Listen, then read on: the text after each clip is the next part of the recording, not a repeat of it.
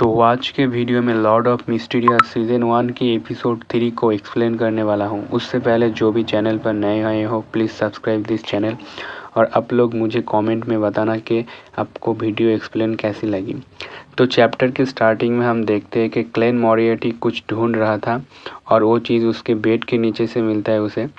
इसके बाद scene change होता है, हमें मार्केट का सीन दिखाया जाता है जहाँ पर क्लेन सोचता है कि सच में इससे कोई फ़र्क नहीं पड़ता कि आप किस दुनिया में हो, मार्केट में आपको हमेशा लोअर क्लास के लोग ज़िंदा देखने को मिलेंगे और आप किसी भी दुनिया में क्यों ना हो, पैसा हमेशा बहुत खूबसूरत होता है।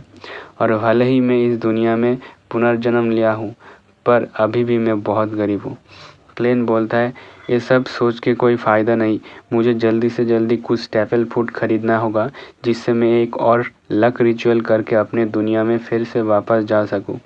उसके बाद हम देखते हैं क्लेन एक स्टोर पर जाता है जहाँ पर एक लेडी को देखकर वो कहता है गुड मॉर्निंग मिसेस मीरिन, मुझे 8 पाउंड के राई ब्रेड चाहिए। और लेडी यानी मिसेस मीरिन पूछता है क्लेन बेंसन कहाँ पर है, क्या वो अभी तक वापस नहीं आया? लगता है उसे कुछ दिन और लगेगा वापस आने में। सच में वो एक मेहनती लड़का है, मुझे यकीन है कि उसे एक अच्छी वाइफ मिलेंगे और तुम्हें भी मिलेगा क्लेन। तुमने स्कूल ख़त्म कर लिया है और अब तो तुम एक हिस्ट्री का ग्रेजुएट स्टूडेंट हो, वो भी हमारे खोई यूनिवर्सिटी से। तो तुम भी जल्द ही पैसा कमाना स्टार्ट कर पाओगे, तब तुम्हें इस छोटे से अपार्टमेंट में रहने की ज़रूरत नहीं होगा। तुम खुद के लिए एटलीस्ट एक घर खरीद पाओगे जहाँ पर तुम्हारा खुद का बाथरूम होगा। क्लेन कहता है मिसेस मीरिन आप एक बहुत अच्छी यंग लेडी है। और मनी मन कहता है मेरे पास जो यादें हैं उससे मैं आने वाला इंटरव्यू में नहीं जा सकता। इससे बेहतर होगा कि मैं अपने दुनिया में वापस जाऊँ जहाँ पर मेरा घर और दोस्त इंतज़ार कर रहा है। मिसेस मीरिन कहता है कि ये लो तुम्हारा ब्रेड, इसका प्राइस है 9 पेंस। क्लेन कहता है 9 पेंस? कुछ दिन पहले तो इसका प्राइस 11 पेंस था और 2 महीने पहले तो इसका प्राइस 15 पेंस था। मिसेस मीरिन कहता है कि इसके लिए तुम उन लोगों का शुक्रिया अदा करो जिन्होंने प्राइस कम करने के लिए प्रोटेस्ट किया था। उसके बाद क्लेन वहाँ से चला जाता है। रास्ते में जाते हुए वो देखता है कि एक आदमी सर्कस का ऐड कर रहा है। जब क्लेन उसके सामने से गुजर रहा था तब वो आदमी उसे एक शो का पैम्पलेट देकर कहता है कल अब शो देखने ज़रूर आना। क्लेन उसे ले लेता है और मन में सोचता है कि मेलिसा को ये सब चीज़ बहुत पसंद आए, पर पता नहीं इसका टिकट का प्राइस कितना होगा। तभी क्लेन को पीछे से एक लड़की पूछता है क्या तुम चाहते हो कि मैं तुम्हारी भविष्य बताऊं? क्लेन मना कर देता है पर वो लड़की कहता है लेकिन मेरी टैरोट कार्ड की भविष्यवाणी बहुत एक्यूरेट होता है। क्लेन मन में सोचता है कि ये तो एग्जैक्टली सेम चीज़ है जो पृथ्वी पर होता था। अगर मैं सोचूं तो टैरोट कार्ड जिसका आविष्कार लगभग 170 वर्ष पहले रॉसेल गुस्तव द्वारा किया गया था, जो उस समय का भारतीय गणराज्य के वाणिज्य दूत थे। रॉसेल गुस्तव ने स्टीम इंजन का आविष्कार किया, सेल बोट में सुधार किया और 29 साम्राज्य के शासन को जड़ से उखाड़ फेंका। क्राफ्ट्समैनशिप के देवता के चार्ल्स ने उन्हें मान्यता दी और वो 29 गणराज्यों के पहले वाणिज्य दूत बन गए। बाद में उसने कई देशों के खिलाफ युद्ध यानी जंग छेड़ दिया। लेनबर्ग और कई सारे कंट्रीज इस गणराज्य के प्रोटेक्टर यानी संरक्षक बन गए। लियोन किंगडम, फेनापोटर किंगडम, फेसक किंगडम और नॉर्थर्न कॉन्टिनेंट के बहुत सारे पावरफुल देशों को भी उसके सामने झुकना पड़ा था। तब से वो अपने साम्राज्य को गणराज्य में बदल दिया और उसने अपना नाम सम्राट सीजर रखा। ये रॉसेल का शासनकाल के दौरान था जब क्राफ्ट्समैन के देवता की कालीसिया को 5वें युग के बाद से अपना पहला डिवाइन पावर प्राप्त हुआ।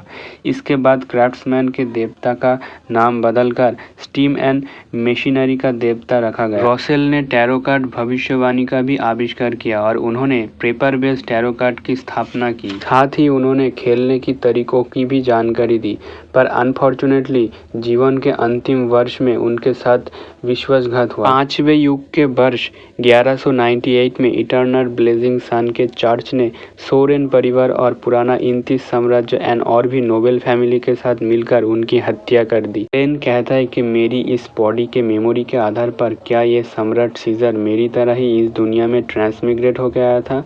क्लेन कहता है अगर कीमत ऊंची भी क्यों ना हो, मैं इस टैरोट कार्ड को एक बार आजमाऊंगा। तो वो लड़की कहता है कि सर आज आप भविष्यवाणी के लिए आने वाले पहली व्यक्ति है, इसलिए ये आपके लिए बिल्कुल फ्री है। क्लेन देखता है कि यहाँ तक कि यहाँ पर कार्ड भी वैसा ही है जैसा पृथ्वी पर है। अब वो लड़की क्लेन को कार्ड शफल करके एक कार्ड चुनने के लिए कहता है। क्लेन कार्ड को शफल करके उसको देता है। लड़की पूछता है अब क्या जानना चाहोगे, पास्ट, प्रेजेंट या फ्यूचर के बारे में। क्लेन कहता है मुझे पास्ट, प्रेजेंट और फ्यूचर तीनों के बारे में जानना है। तो वो लड़की कहता है तो प्लीज़ कार्ड को दोबारा शफल करो। क्लेन उसे खुशी खुशी कार्ड को शफल करके देता है। अब वो लड़की उसके सामने 3 कार्ड रखता है। पहला कार्ड पास्ट, दूसरा कार्ड प्रेजेंट और तीसरा कार्ड फ्यूचर के बारे में जानने के लिए। और वो क्लेन से पूछता है तुम सबसे पहले कौन सा कार्ड देखना चाहोगे। क्लेन कहता है मैं तो सबसे पहले प्रेजेंट यानी वर्तमान को देखना चाहूँगा। लड़की कहता है तो ठीक है, और वो कार्ड को स्विच करता है जो था फूल। क्लेन अब मन में सोचता है द फूल इस टैरो कार्ड का नंबर है 0। अगर मुझे सही से याद है तो ये टैरो कार्ड किसी तरह की शुरुआत को दर्शाती है, जो एक ऐसी शुरुआत है जो अनंत संभावनाओं में तब्दील हो जाता है। लड़की बोलने ही वाला था पर वहाँ पर एक दूसरी लड़की आ जाता है और उस लड़की से कहता है तुमने फिर से मेरा रूप लिया, जल्दी से उठो और यहाँ से निकलो, भूलना मत कि तुम सिर्फ एक एनिमल ट्रेनर हो। लोगों के उनके भविष्य के बारे में बताना ये मेरा काम है। और उस फेक लड़की को बाहर निकाल देता है। पर वो लड़की जाते जाते क्लेन को कहता है डेवलपमेंट के बारे में मत सोचो, बात बस इतनी है कि भविष्यवाणी मुझे पसंद है। इसका अलावा कभी कभी मेरा भविष्यवाणी और एक्सप्लेनेशन वाकई काफ़ी सटीक होता है। अब उस एनिमल ट्रेनर को भगाने के बाद ये लड़की कहता है सर क्या आपको आपके कार्ड के एक्सप्लेनेशन के लिए मेरी हेल्प चाहिए। क्लेन पूछता है क्या ये फ्री होगा। लड़की कहता है नो। क्लेन कहता है फिर तो रहने दो। उसके बाद सीन चेंज होता है।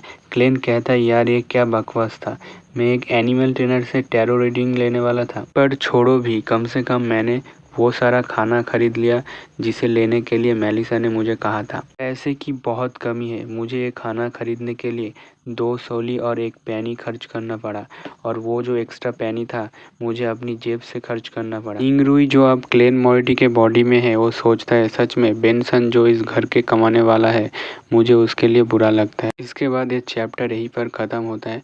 अगर आप वीडियो अच्छी लगी और एक्सप्लेनेशन देखते देखते आप यहाँ पर आ गए तो प्लीज़ सब्सक्राइब मार के जाना और लाइक शेयर कमेंट तो ज़रूर करना।